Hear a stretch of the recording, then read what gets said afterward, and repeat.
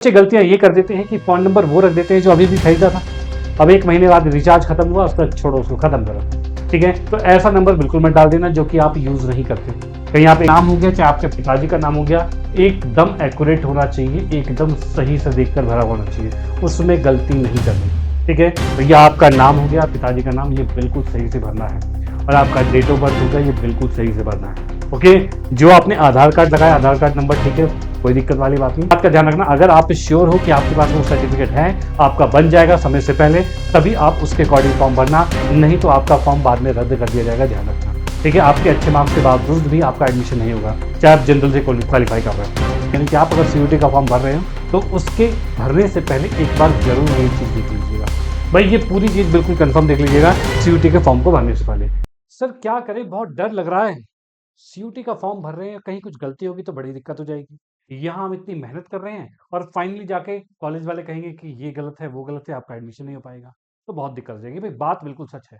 अगर आपने इस तरीके की गलतियां कर दी, तो उसके बाद कॉलेज वाले भी मना कर देंगे कि भैया नंबर आपके अच्छा है, कोई फर्क नहीं पड़ता, हमें निकलो यहाँ से। ये रहेगा। तो आज हम उन मिस्टेक्स के बारे में जानने वाले हैं कि क्या क्या कॉमन मिस्टेक्स है जो कि बच्चे अक्सर कर दिया करते हैं। ठीक है? और उन मिस्टेक के द्वारा उनका अंजाम जो है उन्हें बाद में भुगतना पड़ता है। कि भई अभी तो उन्होंने बहुत बढ़िया तैयारी की होती है, तैयारी करने के बाद नंबर भी अच्छे आ गए, लेकिन कॉलेज वाले ने कहा कि भैया ये तुमने फॉर्म में गलत भरा हुआ था, हम आपका एडमिशन नहीं ले सकते। तो ये तो बहुत ज़्यादा दुखदाई हो जाता है। तो इस बात को हम यहाँ पर एकदम स्मूथली आपको बताने वाले हैं कि क्या-क्या कैसे आप मिस्टेक से बचोगे। ठीक है? उन सभी मिस्टेक के बारे में हम यहाँ पर जानने वाले हैं, जो कि गलतियाँ आप कर सकते हो। यानी कि आप अगर सीयूटी का फॉर्म भर रहे हो, तो उसके भरने से पहले एक बार ज़रूर ये चीज़ देख लीजिएगा। भाई ये पूरी चीज़ बिल्कुल कंफर्म देख लीजिएगा सीयूटी के फॉर्म को भरने से पहले। तो यहाँ पर मैं आपको बताऊँ कि यहाँ पर हम देख पा रहे हैं फॉर्म भरने में मिस्टेक से बचें। भाई कौन से मिस्टेक? तो सबसे पहले हम स्टेप की बात करते हैं। तो यहाँ पर हम आते हैं पर्सनल डिटेल पर। भैया पर्सनल डिटेल जो आपके पास रहती है, जैसे कि आपका नाम हुआ, आपके पिताजी का नाम हुआ, आपका एड्रेस हुआ, ये सब चीज़ें आपको गलत नहीं भरनी है। क्यों भाई? जैसे कि आपका नाम या आपके पिताजी के नाम में अगर मिस्टेक हो गया ना, अगर ये मिस्टेक हो, ये बहुत बड़ी मिस्टेक होगी। अगर आपके नाम में से कोई एक स्पेलिंग भी, जैसे KUMAR कुमार होता है, वो MAR की जगह MER हो गया, तो वहाँ पर भैया बहुत बड़ी दिक्कत हो जाएगी। होगा ये कि वहाँ पर जब आप एडमिशन लेने जाओगे, आपका रैंक भी आ जाएगा, सब कुछ जाएगा, लेकिन जब आप एडमिशन लेने जाओगे, तो एडमिशन लेने के टाइम पर वहाँ पर कहा जाएगा कि भई ये नाम अलग है, आपका नाम अलग है, आपका एडमिशन रद्द किया जाता है। ये चीज़ हो जाएगा। तो इसीलिए आप एक चीज़ का ध्यान रखना, आपका नाम हो गया, चाहे आपके पिताजी का नाम हो गया, एकदम एक्यूरेट होना चाहिए, एकदम सही से देखकर भरा होना चाहिए। उसमें गलती नहीं करनी। ठीक है? भैया आपका नाम हो गया, पिताजी का नाम, ये बिल्कुल सही से भरना है। और आपका डेट ऑफ बर्थ हो गया, ये बिल्कुल सही से भरना है। ओके?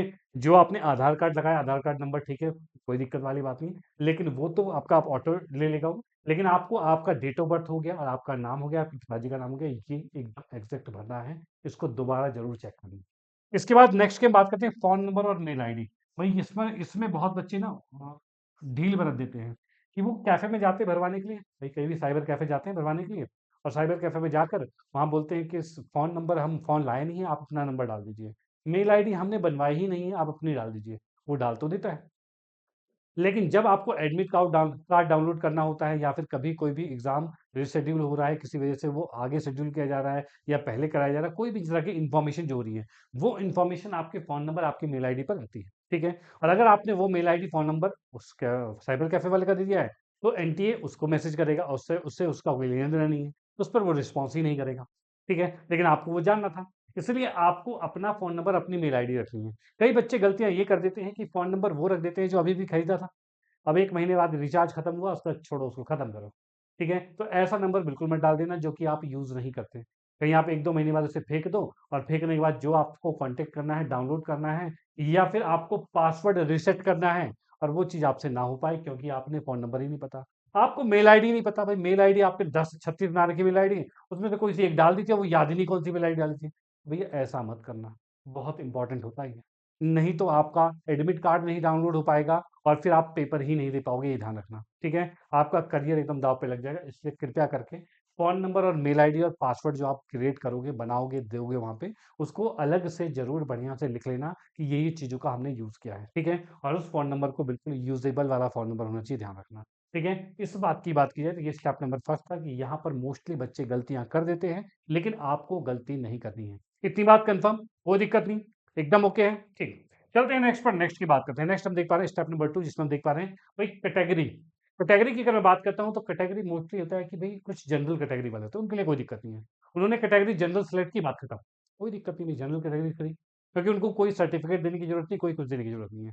लेकिन वहीं पर अगर दूसरे होते हैं जो ओबीसी वाले होते हैं, एससी वाले, एसटी वाले होते हैं, वो सोचते हैं कि सर हम क्या करते हैं, हम कैटेगरी डाल देते हैं, अगर बन गया सर्टिफिकेट तो ठीक है, नहीं बनेगा तो हम जनरल से चले जाएंगे। तो भैया ऐसी भूल मत, बिल्कुल मत करना। अगर आपके पास सर्टिफिकेट है, आप बनवा सकते हो। जैसे कि कोई किसी का प्रोसेस में होगा, अभी तक नहीं बना होगा, किसी का बन चुका होगा, या कोई बनवाना चाह रहा होगा, भैया एक चीज का बिल्कुल ध्यान रखना, जब आप एडमिशन लेने जाओगे उससे पहले आपके हाथ में ओरिजिनल सर्टिफिकेट आपके कैटेगरी का होना चाहिए।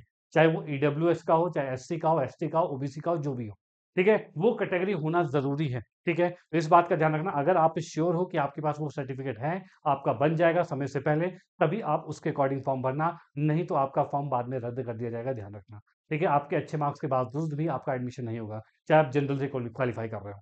ठीक है, नेक्स्ट की बात करते हैं, टेस्ट पेपर सिलेक्शन की बात करें, यानी कि जो सब्जेक्ट कॉम्बिनेशन जो होता है ना, वो उसका सिलेक्शन की बात करते हैं।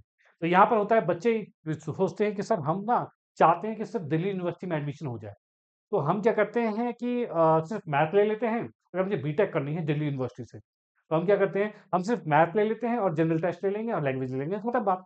और की जरूरत ही क्या है, भाई फिजिक्स केमिस्ट्री की जरूरत ही नहीं है, हम इतना ही लेके छोड़ते हैं और अपना बीटेक कर लेंगे वहां से।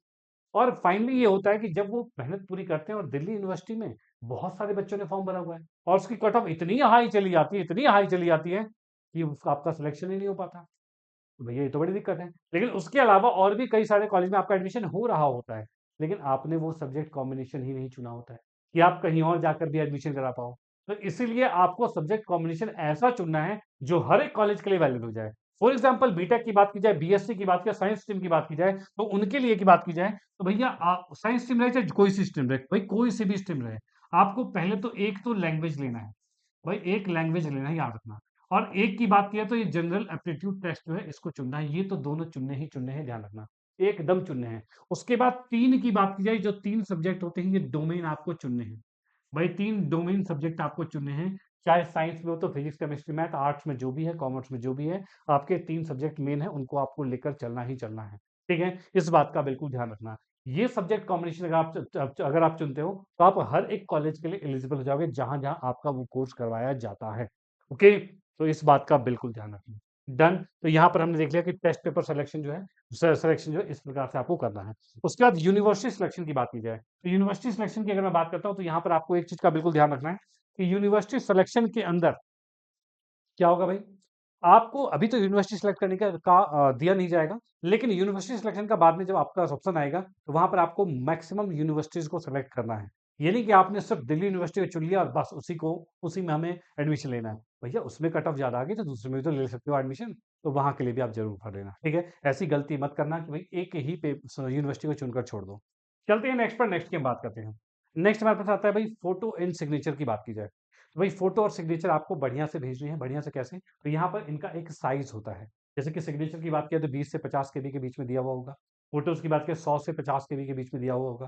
तो इतने केबी के अंदर ही उसे कन्वर्ट करना है। कन्वर्ट सर हो नहीं पा रहा, क्या करें, भैया गूगल पर जाइए, रिसाइज फोटो करके दुनिया भर की वेबसाइट है, वहां पर जाकर आप बिल्कुल कन्वर्ट कर सकते हो, कोई दिक्कत नहीं। ठीक है, और उसको कन्वर्ट कर दिया। और दूसरी बात, आप ऐसी फोटो मत करना कि भैया बढ़िया सा चश्मा लगाया और चश्मा लगा के फोटो खिंचवाई बढ़िया वाली, भैया ऐसे नहीं करना। ठीक है, ऐसी फोटो एकदम सही से खींचनी है और बढ़िया से कैप लगाई और फोटो खिंचवाई, नो। आपको बढ़िया ऐसी फोटो खींचनी है जिसमें सिर्फ आपकी शकल, बाल वाल जो भी हैं, वो जो भी हैं जैसे हैं वैसे ही रहेंगे। ठीक है, और आपका फेस मोस्टली दिख रहा होना चाहिए 70% पे। ओके, तो इतनी चीजें आपको दिखनी चाहिए, ये चीज का बिल्कुल ध्यान रखना। प्रॉपर सही से दिख रहा होना चाहिए हर एक चीज, और साथ ही साथ सिग्नेचर भी बढ़िया क्वालिटी के होनी चाहिए। ऐसा नहीं कि दिख ही ना रहा हो, आपने क्वालिटी उसको रिड्यूस करी 20 से 50 के में किया, अब वो दिख ही नहीं रहा, ऐसा कर दिया, ऐसा मत कर देना। नहीं तो वहां पर जब आपका एडमिट कार्ड आएगा, जब आप एग्जाम देने जाओगे, वहां सिग्नेचर मैच किए जाएंगे, तो वहां सिग्नेचर ही आपके नहीं दिख रहे होंगे, तो आपको भगा देंगे, भगा से सिग्नेचर तो दिखने कैसे फॉर्म भरा था। तो ये दिक्कतें हो जाएगी, इसका ध्यान रखना। ठीक है, उसके बाद जब आप फोटो और सिग्नेचर को सेलेक्ट करोगे, उसको फिल करोगे, तो उसके फाइल को रीनेम जरूर कर देना, उसमें अपना नाम जरूर लिखना कि हमारे नाम की फोटो है और सिग्नेचर है। ठीक है, ये चीज रीनेम जरूर कर देना, वहां पर ऑप्शन रहता है, तो रीनेम जरूर कर देना, इस बात का ध्यान रखना। अगर आपने इन गलतियों को अवॉइड कर दिया, इन गलतियों से दूर हो गए, तो आपको किसी प्रकार की कोई दिक्कत नहीं होने वाली और आपका सीयूटी के फॉर्म जो है वो बेहतरीन बिल्कुल सही से फिलअप हो जाएगा। ठीक है? तो जो-जो चीज़ें मैंने बात की वो सभी ध्यान रखने हैं। फॉर्म फिल अप करते हो तो उसके बाद उसको दोबारा से ज़रूर चेक करना, तिबारा से ज़रूर चेक कर लेना कि आपको किसी प्रकार की दिक्कत ना रहे। और रही बात की उसके बाद फाइनली जब आपने जब सीयूटी का फॉर्म भर दिया है, तो उसकी प्रिपरेशन कैसे करें, तैयारी कैसे करें? भैया अगर आप सच में चाहते हो इस बार सीयूटी को बेहतरीन तरीके से क्लियर करना और अपने ड्रीम कॉलेज को चुनना, तो उसके लिए आपको जॉइन करना होगा प्रतिज्ञा बैच। और ये प्रतिज्ञा बैच पिछले वर्ष भी बहुत सारे बच्चे, हज़ारों बच्चों का सिलेक्शन करवाया था। यानी कि जितने भी बेस्ट कॉलेज हैं, हर एक यूनिवर्सिटी में, हर एक कॉलेज के अंदर जो बेस्ट वाले हैं, उन सभी के अंदर प्रतिज्ञा के स्टूडेंट वहाँ पर हैं और इस बार भी रहेंगे। देखना है कि आपका नाम है कि नहीं, क्योंकि आपने प्रतिज्ञा ज्वाइन किया है कि नहीं, क्योंकि अगर आपने प्रतिज्ञा ज्वाइन कर लिया तो इसका मतलब आपके सिलेक्शन के चांसेस सबसे ज़्यादा हो जाएँगे, ये ध्यान रखना। इस प्रतिज्ञा बैच को ज्वाइन करने के लिए आपको इसी वीडियो के डिस्क्रिप्शन बॉक्स में आपको लिंक मिल जाएगा, वहाँ लिंक पर जाइए और लिंक पे क्लिक करके आप डायरेक्टली ही आप रिडायरेक्ट हो जाओगे ऐप पे, ठीक है? या फिर गूगल पे यानी कि वेबसाइट पर सीधे चले जाओगे और वहाँ वेबसाइट पे जाकर आप इस कोर्स को परचेज़ कर सकते हो। और एक और चीज़ मैं आपको बता दूँ कि अगर आपको ये कोर्स परचेज़ करना है और आपको चाहिए बेस्ट डिस्काउंट, तो बेस्ट डिस्काउंट की बात की जाए तो आपका एक डिस्काउंट है Y961, ये वाला कोड ज़रूर अप्लाई करना। अगर आपने ये कोड अप्लाई किया तो फिर आपका सबसे ज़्यादा डिस्काउंट मिलने वाला है, ध्यान रखना। इस कोड को बिल्कुल ध्यान रखना और बिल्कुल कनेक्टेड रहिए, रेगुलर पढ़िए और मज़ा तो आता रहेगा और इस बार का सीयूटी में एकदम आग लगा देना है। बढ़िया तरीके से एकदम फोड़ कर आना है। तो बिल्कुल कनेक्टेड रहिए, मिलेंगे क्लासेस में। ओके बाय, जय हिंद।